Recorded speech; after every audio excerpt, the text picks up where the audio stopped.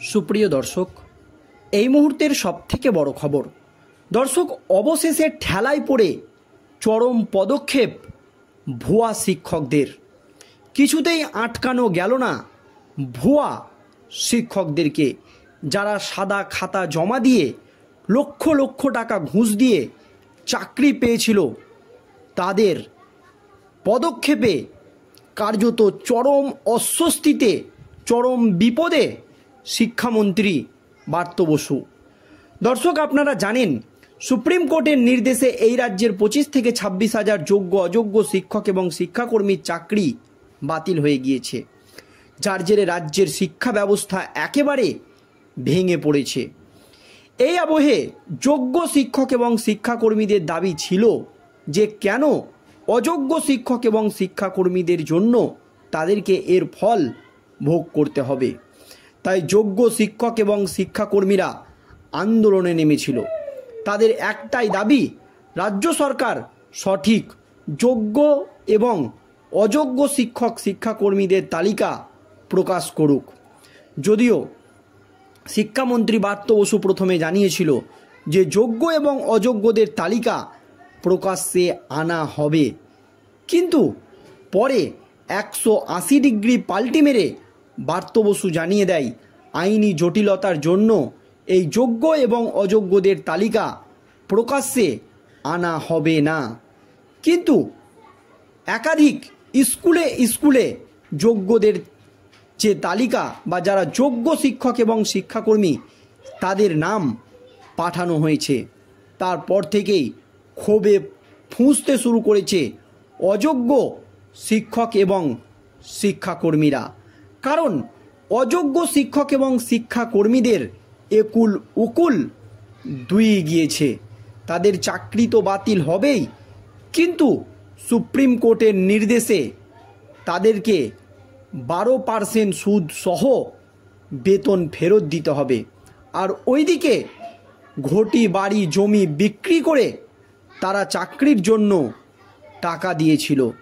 আর এই আবহে যোগ্যদের তালিকা স্কুলে যেতেই চরম পদক্ষেপ অযোগ্য শিক্ষক এবং শিক্ষাকর্মীদের, যাতে কার্যত একেবারে দিশেহারা শিক্ষামন্ত্রী ব্রাত্য বসু। ঠিক কী হয়েছে দর্শক শুনুন।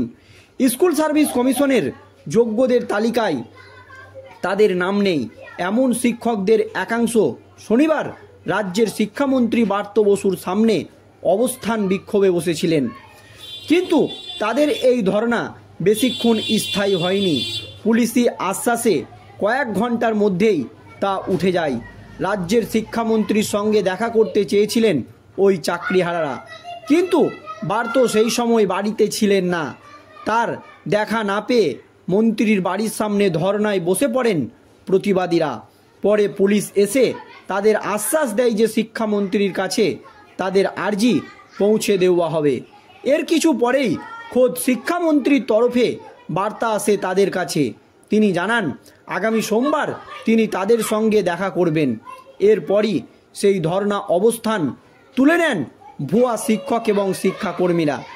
এসএসসির তরফে প্রথমে জানানো হয়েছিল যোগ্য অযোগ্য তালিকা প্রকাশ করা হবে, কিন্তু পরে শিক্ষামন্ত্রী সাংবাদিক বৈঠক করে স্পষ্ট করে দেন যে কোনো তালিকা প্রকাশ করা হবে না। আইনি জটিলতা থাকায় তা প্রকাশ করা যাবে না। যদিও পরে চাকরিহারাদের প্রতিনিধিদের সঙ্গে বৈঠক করে তাদের তালিকা দেখানো হয়। এই প্রতিবাদী শিক্ষকদের সেই যোগ্য তালিকায় নাম নেই, তাতেই ক্ষোভ প্রকাশ করেন তারা।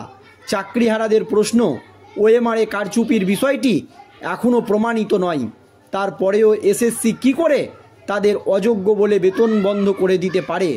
শিক্ষামন্ত্রীর সঙ্গে দেখা করে এই বিষয়টি নিয়ে আলোচনা করতে চেয়েছিল তারা, কারণ অযোগ্য শিক্ষক এবং শিক্ষাকর্মীদের দাবি যে যোগ্য শিক্ষক এবং শিক্ষাকর্মীদের তালিকায় একাধিক ভুয়া এবং অযোগ্য শিক্ষক শিক্ষাকর্মীদের নামও রয়েছে। কারণ হিসাবে আপনারা যদি দেখেন তাহলে এই যোগ্য শিক্ষক এবং শিক্ষাকর্মীদের তালিকায় ববিতার নাম রয়েছে।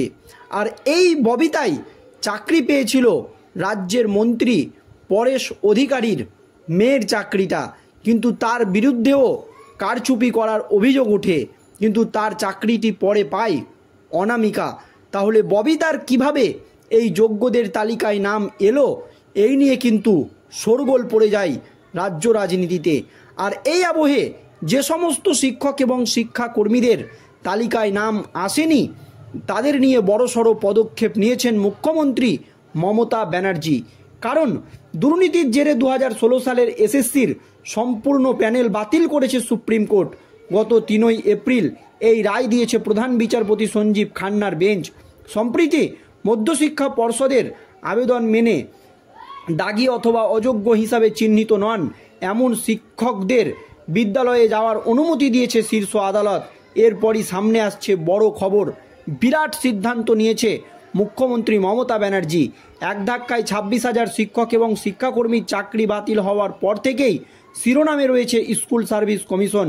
কয়েকদিন আগেই আচার্য সদনের বাইরে অবস্থানে বসেছিল চাকরিহারারা। প্রায় 2 দিন অফিস বন্দী ছিলেন এসএসসির চেয়ারম্যান। চাকরি বাতিলের এই টালমাটাল পরিস্থিতির মধ্যে এসএসসির দীর্ঘদিনের শূন্য পদ পূরণ করল সরকার। কমিশনের নতুন সচিব পদে নিয়োগ করা হলো অরুণ কুমার রায়কে। বৃহস্পতিবার শিক্ষা দপ্তরের তরফ থেকে এই বিষয়ে বিজ্ঞপ্তি জারি করা হয়েছে। সেখানে একথা জানানো হয়েছে। নবান্ন সূত্রে জানা গিয়েছে, এর আগে স্কুল সার্ভিস কমিশনের সচিব পদে ছিলেন অর্ণব চট্টোপাধ্যায়। তিনি ইস্তফা দেওয়ার পর এই পদটি ফাঁকা ছিল। অবশেষে এসএসসির সচিব পদে নিয়োগ করল সরকার। সুপ্রিম নির্দেশ অনুযায়ী নতুন নিয়োগ প্রক্রিয়া শুরুর আগে অরুণ কুমার রায়কে এই দায়িত্ব দেওয়া হলো। এইদিকে এই পদক্ষেপ নিয়ে মিশ্র প্রতিক্রিয়া তৈরি হয়েছে। পশ্চিমবঙ্গ তৃণমূল মাধ্যমিক শিক্ষা সমিতির সভাপতি বিজন সরকার বলেন, যে কোনো শূন্যপদ পূরণ রাজ্যের দায়িত্ব। এই মুহূর্তে স্কুল সার্ভিস কমিশন যে পরিমাণ কাজের চাপ, তাতে পূর্ণ সময়ের সচিব দরকার ছিল। এর ফলে আরও ভালোভাবে কাজ এগোবে।